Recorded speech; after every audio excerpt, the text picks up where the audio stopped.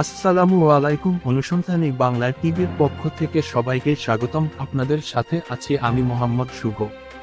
হাবিপ্রবির হল থেকে দ্বিতীয় দিনে আরও অস্ত্র উদ্ধার।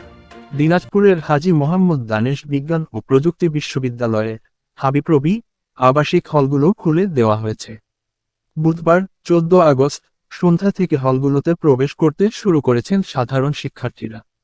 এদিকে হল খুলে দেওয়ার আগে গত 2 দিনে হাবিপ্রবির 9টি আবাসিক হলের মধ্যে 4টি হল থেকে উদ্ধার করা হয়েছে বিপুল পরিমাণ দেশীয় অস্ত্র।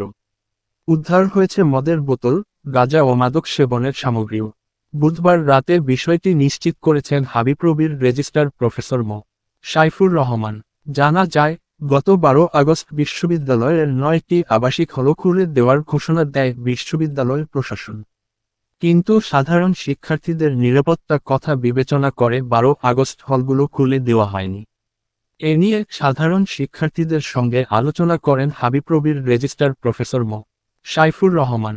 সিদ্ধান্ত হয়, হলগুলোতে যাতে শিক্ষার্থীরা নিরাপদে অবস্থান করতে পারেন, সেই ব্যবস্থা নিয়েই শিক্ষার্থীদের হলে প্রবেশ করানো হবে। সিদ্ধান্ত অনুযায়ী গত মঙ্গলবার সন্ধ্যা থেকে বিভিন্ন আবাসিক হলে শিক্ষক, শিক্ষার্থী ও আনসার সদস্যরা সেনাবাহিনীর সহযোগিতায় তল্লাশি শুরু করে। বুধবার সন্ধ্যা পর্যন্ত 2 দিনের অভিযানে 4টি হল থেকে বিপুল পরিমাণ দেশীয় অস্ত্র উদ্ধার করা হয়। একই সঙ্গে উদ্ধার করা হয়েছে মদের, ফেন্সিডিলের বোতল ও মাদক গ্রহণের সামগ্রীও। প্রথম দিন মঙ্গলবার তাজউদ্দিন হলের মাত্র একটি ফ্লোর থেকেই উদ্ধার হয় 143টি বাঁশের লাঠি, 16টি লোহার রড, 22টি লোহার পাইপ, 6টি সামুরাই, 2টি লোহার চেইন, খালি মদের বোতল 3টি ও মাদক সামগ্রী।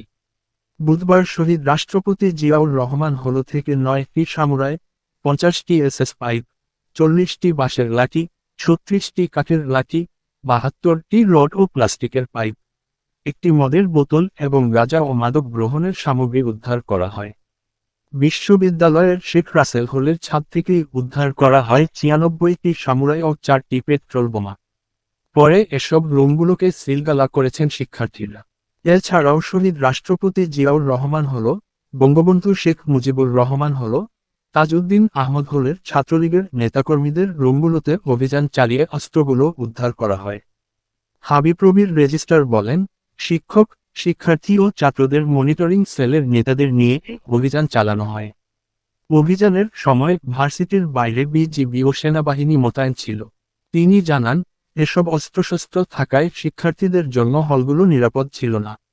তাই 2 দিন ধরে উদ্ধার অভিযান শেষ করেই সাধারণ শিক্ষার্থীদের হলে প্রবেশের অনুমতি দেওয়া হয়েছে। কোতোয়ালি থানার ওসি জানান, উদ্ধার হওয়া অস্ত্রগুলো থানায় জমা দেওয়া হয়েছে। Can anybody out there hear me? Hear me?